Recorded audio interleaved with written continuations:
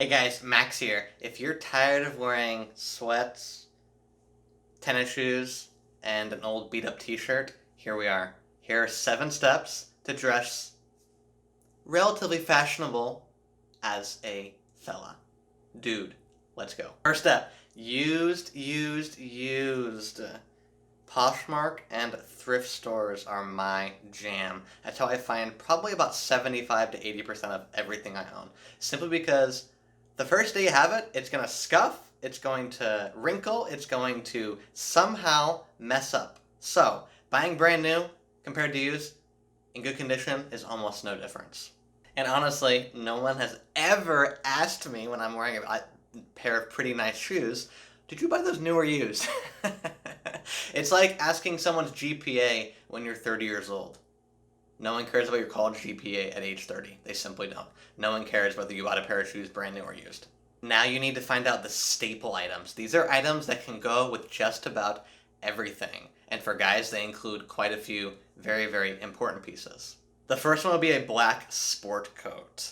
What's awesome about sport coats is you can buy the size and have it tailored to fit you perfectly.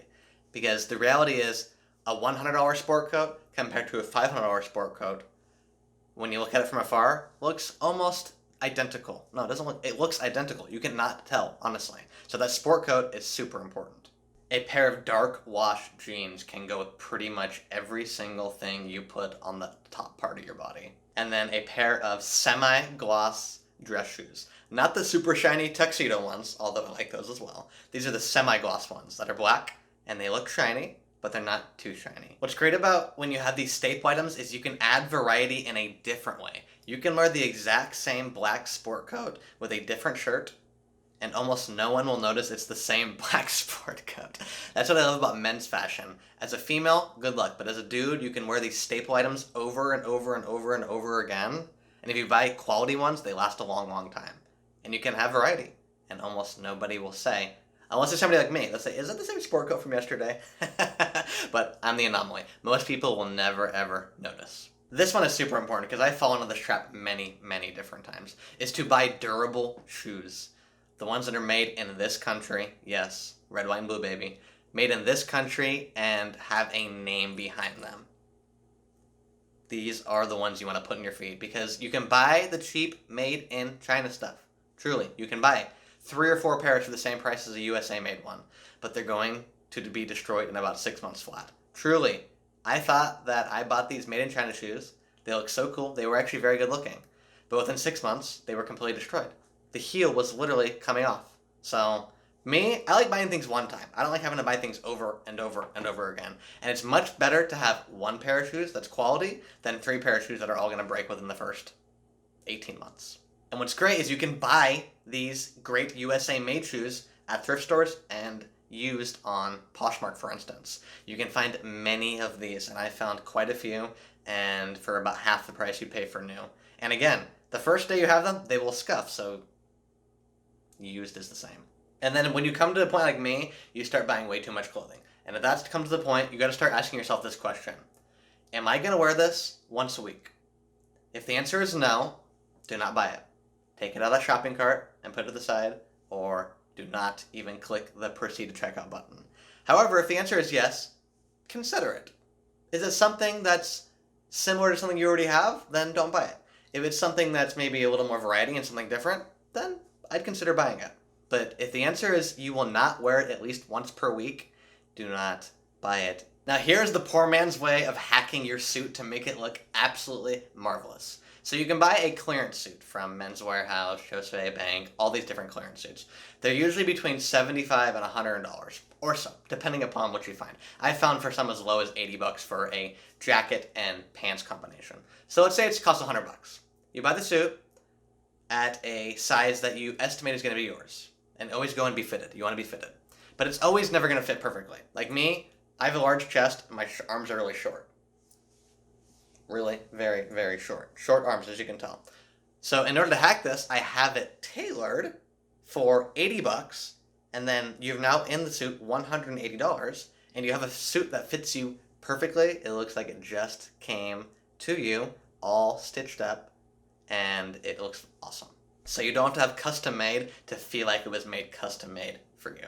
And that's what I like. The sensation I feel when I put on a perfectly tailored suit to my body is like none other. I can literally conquer the world that day. I'm all about growth, and I'm obsessed with the growth mindset and improving myself every single day. That comes to fashion as well. Start growing your wardrobe. If you usually don't wear bright colors, buy something bright colored. If you usually wear crazy bright colors, neutral it down a little bit. Spice it up, because the last thing you want is a billion gray shirts. Gray, boring. I remember the first time I ever wore a button-up collared shirt, not a polo, button-up collared shirt all the way when I was in my early 20s, and I felt like I was so out of place. It felt so odd. But there's something about dressing up formally in more casual situations. I have had more compliments, seriously, more compliments in 1 month of wearing suits every day than in my whole entire life put together. Seriously, if you wear a tailored suit to your workplace, the gym, the freaking grocery store, people will seriously say, wow, that's a nice suit.